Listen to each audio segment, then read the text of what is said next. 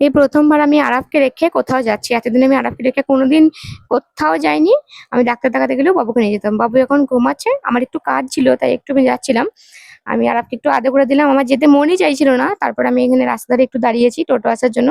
যখন দাঁড়িয়ে থাকি মানে কোথাও যাবো বলে তখন টোটো আসে না। অন্য সময় টোটোর একবারে গাদা আসে। এটা আমার আব্বা, উনি নামাজ পড়তে যাচ্ছেন। আমি আমাদের পূর্বস্থলী স্টেশনে চলে এসেছি। এবার স্টেশনে আসার পরে আমি টিকিট কাউন্টার থেকে একটা রিটার্ন টিকিট কেটে নিই। আমি যাচ্ছি কাটোয়া। আর আজকে ও আসবে বিকেল বেলাতে। আমার সাথেই চলে আসবে ও। তারপরে আমরা বাড়ি ফিরে যাব। 20 টাকা নিল রিটার্ন টিকিট, একবারে কেটে নিলাম। এরপর আমাকে যেতে হবে 3 নম্বরে। 1 নম্বরে মানে ব্যান্ডেল বা হাওড়া যাওয়ার ট্রেন আছে, 3 নম্বরে কাটোয়া যাওয়ার ট্রেন দেয়। আমি ওভারব্রিজ পার হয়ে গেছি। এখানে স্টেশনে অনেক ভিড় ছিল, কারণ এখন এইচএস পরীক্ষা চলছে।